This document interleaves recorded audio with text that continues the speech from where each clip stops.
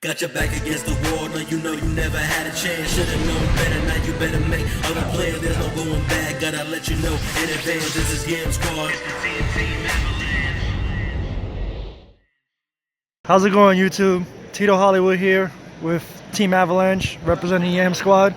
Here with our newest member, Kenneth Martinez. What's up, what's up? Just want to congratulate you on your top here at the regionals at Kissimmee. Thank you, thank you. We don't know what it's going to be yet, but it's most likely looking somewhere between the top 8 and top 16. 9 rounds of Swiss. What was your record? I went X2 in Swiss. And what were you playing today? I played going second spiral. Going second spirals. Yes, sir. Oh, well, this is going to be an interesting one, so let's see what we got. Yeah, the going second spiral builds are pretty standard, but I mean, I played mine a little different. We played the one quick fix, played one drone, one master plan, Pretty standard stuff. one last resort, and one sleeper, and these are kind of essential to doing, you know, all your combos to get this guy out. So these are kind of important. Not the greatest cards sometimes to draw, like when you draw this, this, and this, and when your opponent's activating drone and then stacking cards like this on top of your deck, it really sucks. But we played other cards that were spiral monsters as well. We played triple spiral tough, and I also played triple spiral super agent. Now he also counts as a super agent, so you can use quick fix in the grave to get to special summon himself when he's on field. You can also banish drone and another card to add him back from grave as well. So it really comes up the fact that you have multiple super agents. Plus going second, this is insane because your opponent is kind of forced to commit to the board if they want to do something first turn, and then you just beat them down and just neg them, you know, over and over again with tough and super agent. And it actually came up a few times today where just beating them down, negging them every turn with these guys. 19 seemed to hold pretty much a lot of weight. Oh yeah, 19's pretty big. So then we played one Gofu, and I mean he's at 1, but he's broken. Still does what he does. Yeah. And then we go on to the hand traps, my favorite part of the deck. We have here we go. C. We have the Psyframe engine, so we have the 3 gammas, 1 driver. Okay, that's interesting. Yeah, I wanted to main it because I didn't want to like get drolled and just lose out on turns. So I'm assuming that's like off the activation of like terraforming or like right, exactly. Your field spell. You know, like good players know how to play around with gamma. The bad players will just, you know, droll you on your first terraforming while you have no monsters, so you could just. And then like on the off chance that you like open 1 for 1 and they try to ash it. Oh yeah, that. They ashed the 1 for 1, and it actually happened a few times where they ashed my 1 for 1, and then you chain this guy, and you get in a free Omega, and you special summon your quick fix or whatever, anyways, and it's just keep going. Yeah, it's broken. Then we also played for the rest of the hand traps. We played triple winter cherries in the main, and triple ash blossom, and so just reading mirror match and Buster Dragons all day. Oh yeah, so it's funny because I wanted to main this because I didn't want to lose to Buster Dragon at all, and somehow I played 0 Buster Dragons. I played Spiral and Pen Magician all day. Yeah, their numbers are really declining. Yeah, so yeah, I was expecting to see more, so maybe in the side deck from this point on, but when I did see this versus the mirror match, it was really, really good. It was really bad versus Trickstar, you know. Yeah, how many of those did you play? I think I played 2 Trickstar. Yeah, I can't imagine that card being very useful. Yeah, the only thing I could ever hit was a Decode Talker, so I mean it kind of locks them out of their extra monster zone because they have their Proxy Dragon there in the Gofu, and you just cherries this for the Decode Talker. So Ash was absolutely insane all day. I mean, it's the best hand trap. Yeah, right best now. hand trap, hits everything. It's literally just, it's crazy. These cards are insane. Everything nowadays is mostly like 2-card combos, and once you start one part of it. Right. So that was it for the monsters. How many monsters do you know off the top of your head? I don't remember, but we have 3, 6, 9, 10, 12, 13, 14, 15, 16, 17, 18, 19, 20, 22 monsters in total. Then so that's about like 12 hand traps and the rest monsters. Yeah, pretty much. Then we go on to the spells, the 1-ofs. We played 1 for 1, 1 soul charge, 1 reinforcements of the army, and 1 foolish burial. Now these are kind of like somewhat engine cards because 1 for 1 gets you the quick fix, foolish gets you the quick fix or just dumps any piece in grave just in case you ever open with a card like Big Red. Okay. You know, so this plus this, you know, and a normal summon or a resort, like you get your double helix plays And I off. know people are going back and forth between like 2 and 3 Big Reds or playing 1. So like, how was 2 for you today? Yeah, well, 2 Big Reds broken.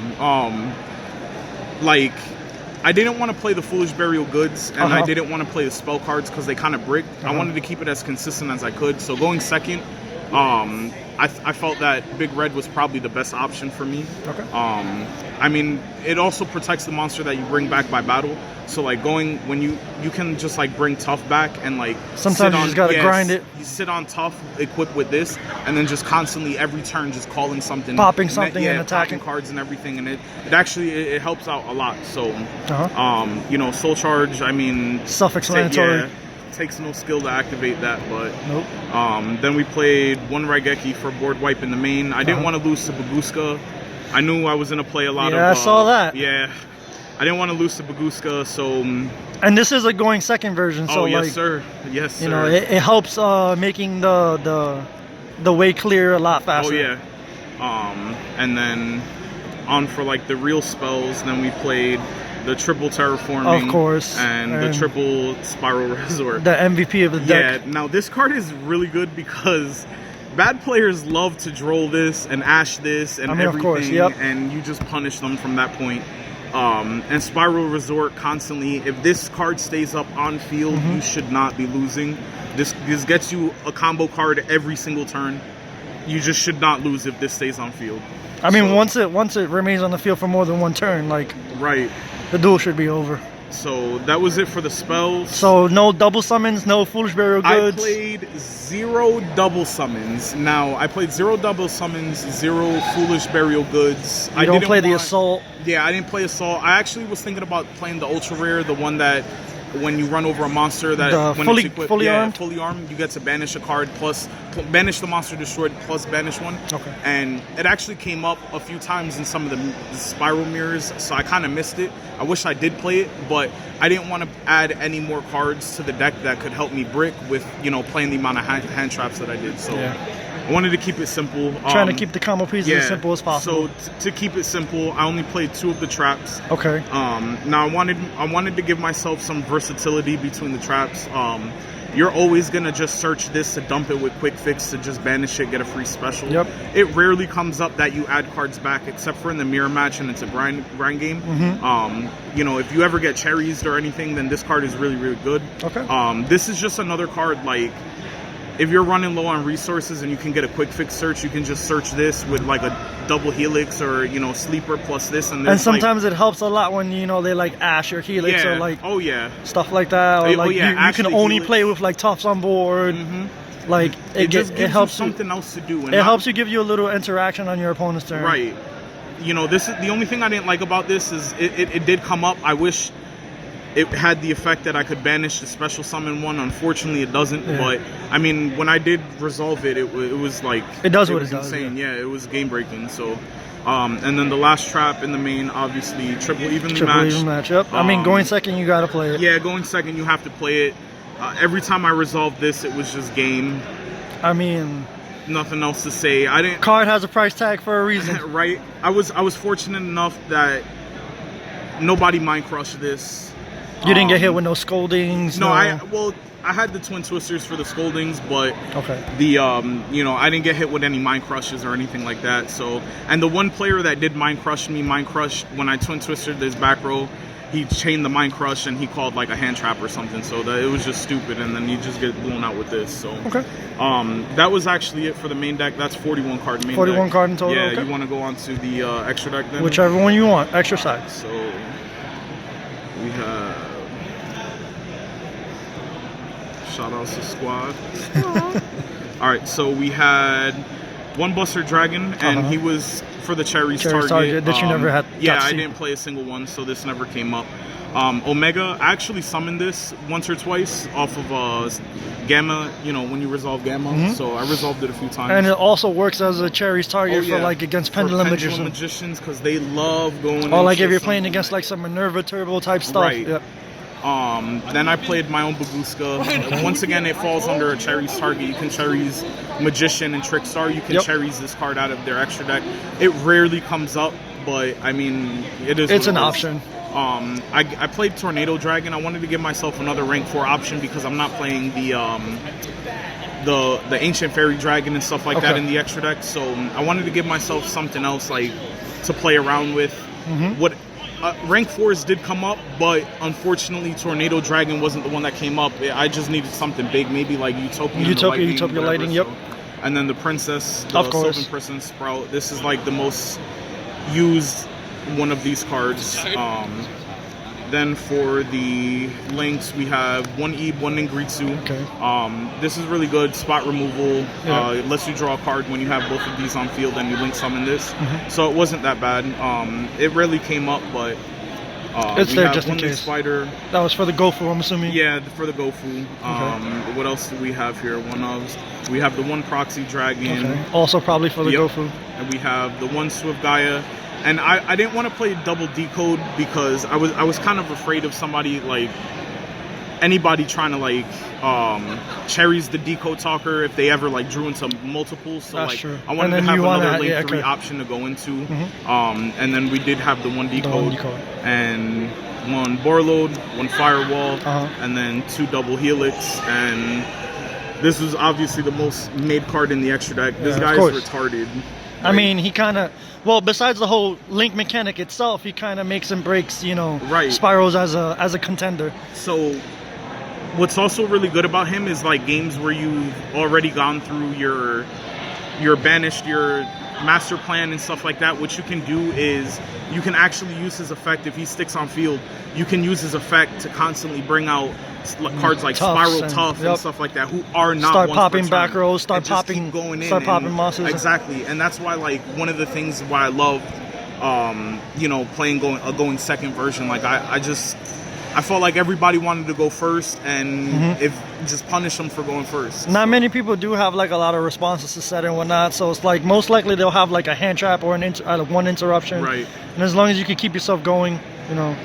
That's good. I noticed you don't play like Trigate or you don't play the Recycling Startling, so I'm guessing that's more for like a going first kind of build. Yeah, the thing is, because even some of the going second versions are playing Trigate, and it's mainly to just stop like evenly matched.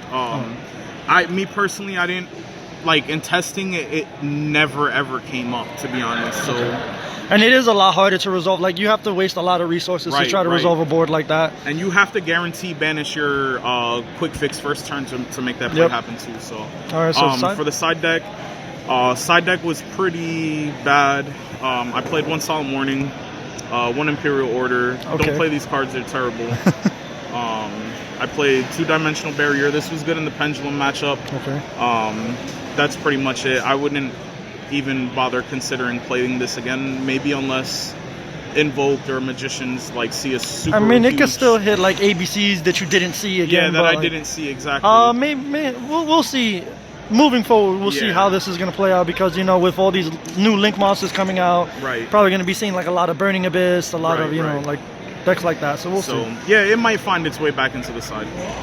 Then we played Triple Droll and Lockbird. More hand traps. Yeah, this card is. So why in the side and not in the main?